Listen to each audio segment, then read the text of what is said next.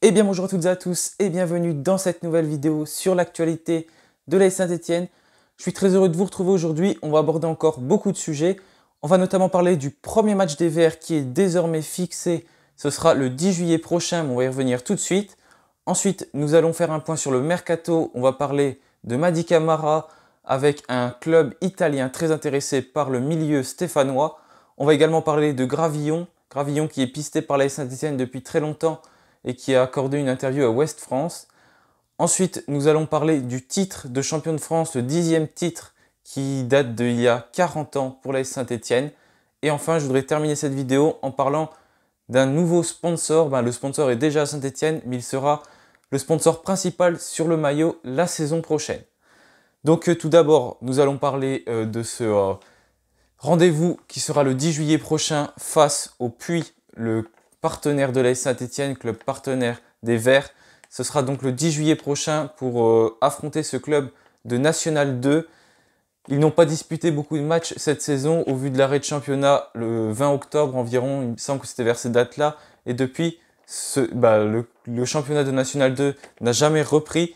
Mais ils ont fait une incroyable épopée en Coupe de France, arrivant jusqu'en huitième de finale. Donc ils ont fait mieux que l'AS Saint-Étienne qui est rentré, qui s'est fait éliminer dès le premier tour face à Sochaux. Eux, ils sont allés en huitième de finale en battant notamment Lorient lors des 16e de finale sur le score de 1-0.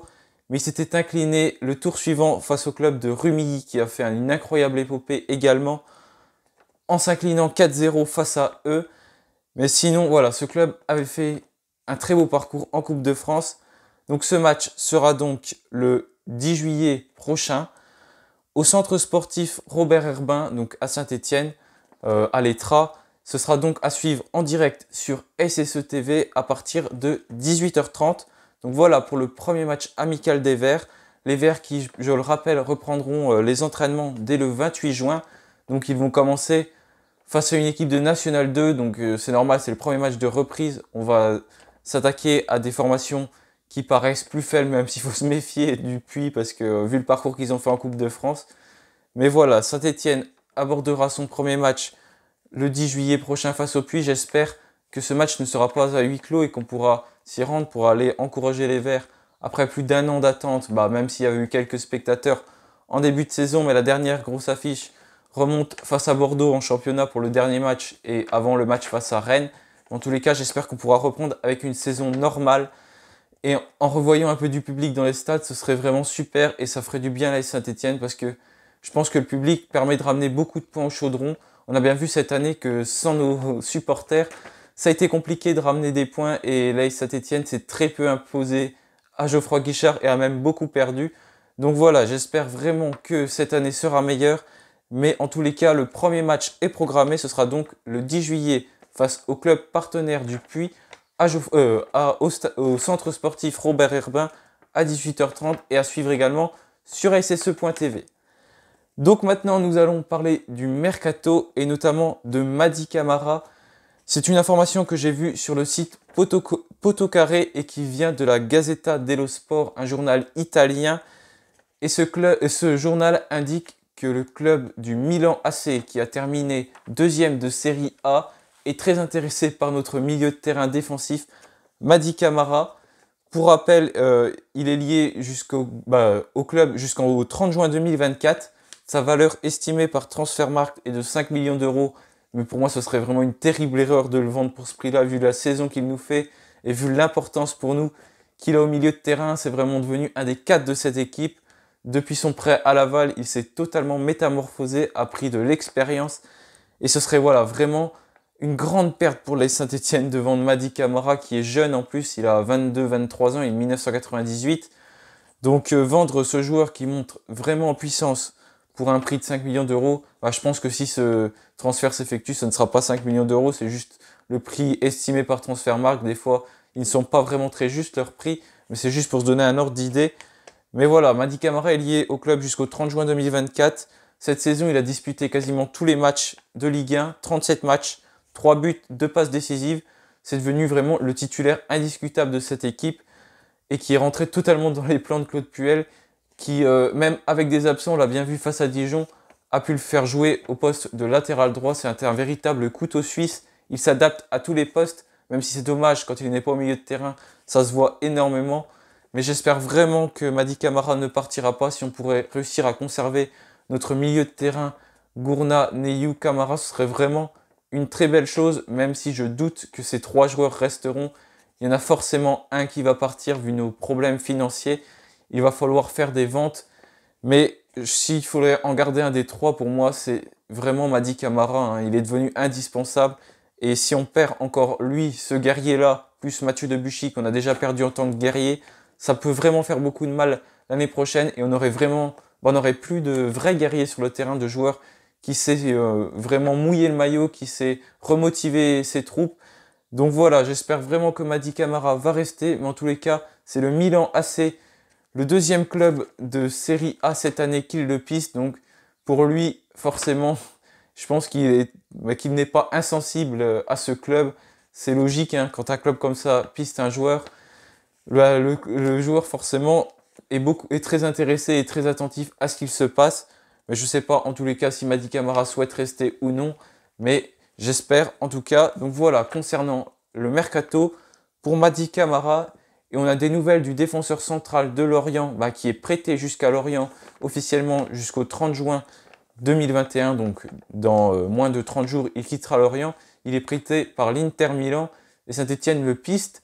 Il y a plusieurs clubs qui sont intéressés, notamment Montpellier et l'OM.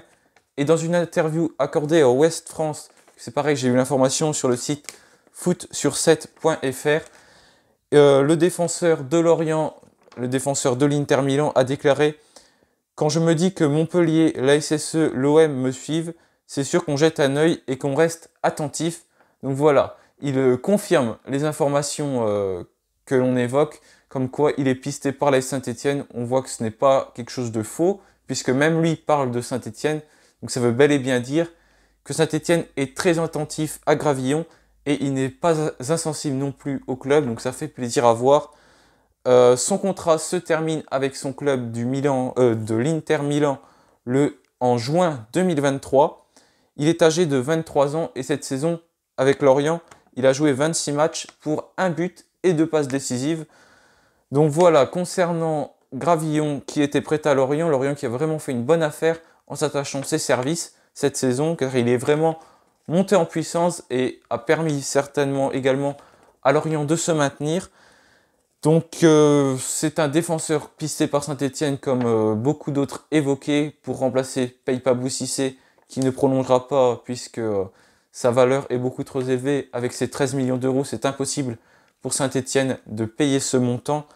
Donc c'est donc peut-être Gravillon qui le remplacera l'année prochaine, on verra. En tous les cas, c'est une des rumeurs les plus avancées pour l'instant pour ce mercato concernant la piste des défenseurs centraux.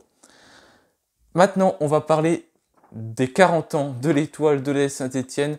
En effet, en ce 2 juin 2021, cela fait 40 ans que les Verts ont gagné leur 10e et dernier titre de championnat de France. J'espère que ce ne sera pas le dernier, mais ça fait quand même déjà un moment.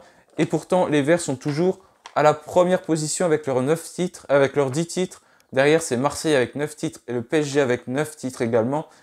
Paris qui va certainement rattraper les Verts très vite, mais pour l'instant, savourons d'être toujours en tête. Donc les dates des titres des Verts sont 1957, 1964, 1967, 1968, 1969, 1970, 1974, 1975, 1976 et 5 ans plus tard, en 1981, où les Verts remportaient leur dernier titre à l'issue d'un dernier match à Geoffroy Guichard face aux Girondins de Bordeaux, gagné sur le score de 2-1, avec notamment un doublé de Michel Platini. Si les Verts voulaient avoir le titre de champion de France, ils avaient leur destin entre leurs mains et devaient s'imposer, sinon ils n'étaient pas champions. Donc c'était chose faite avec cette victoire sur le score de 2-1 face à Bordeaux, avec les 2 buts de Michel Platini. Donc voilà, ça fait un moment que les Verts n'ont pas gagné de titre, j'espère qu'on pourra revivre ça. Moi je n'ai pas connu ça malheureusement, ça doit être super de gagner un titre quand on est supporter, ça doit être une fierté immense. Donc j'aimerais vraiment connaître ça, mais malheureusement pour l'instant ça semble compliqué. Mais peut-être que dans les années futures, on arrivera à en gagner, et j'aimerais vraiment vivre cela. Donc maintenant, on va aborder le dernier sujet de cette vidéo, c'est le nouveau partenaire, pas le nouveau partenaire, mais le nouveau sponsor du club, The Bet, qui est arrivé en 2019 et qui prolonge avec les Verts jusqu'en 2024 et qui sera donc le sponsor principal du maillot des Verts. Il va remplacer Aesio qui a prolongé également il y a quelques jours de 3 ans supplémentaires. Aesio est lié au club depuis 2015. Ils ont commencé à être les sponsors maillots en 2018-2019. Ils ont donc fait 3 saisons jusqu'à cette saison-là 2020-2021. Et maintenant, c'est The Bet qui va prendre le relais et être sur la face avant du maillot en tant que partenaire principal. Depuis 2019, ils ont donc gravi les échelons pour être maintenant le sponsor majoritaire de l'AS Saint-Étienne. C'est donc eux qui figureront devant sur les maillots. Et voilà, Aesio sera donc toujours sur le maillot, mais occupera une place moins importante, puisque The Bet a pris la place de l'ancien sponsor principal des Verts. Et par contre, pour les maillots, on ne sait pas qui l'année prochaine, ce sera toujours le Coq Sportif. Mais après, je ne sais pas qui fera les maillots. On parlait notamment de la marque de Decathlon, Ulsport, voilà. On parlait de toutes ces marques-là et plein d'autres encore, mais je me souviens plus des noms, pour succéder au Coq Sportif, puisque le contrat ne devrait pas être renouvelé entre le Coq Sportif et l'AS Saint-Étienne dans les années futures. Mais en tous les cas, c'est The Bet qui sera le sponsor principal du maillot des Verts la saison prochaine. Donc voilà, cette vidéo est terminée. Merci de l'avoir suivie. N'hésitez pas à la liker, à la partager si elle vous a plu, à vous abonner si ce n'est pas encore fait. Je vous retrouve très bientôt pour une nouvelle vidéo. En attendant, portez-vous bien et allez les Verts!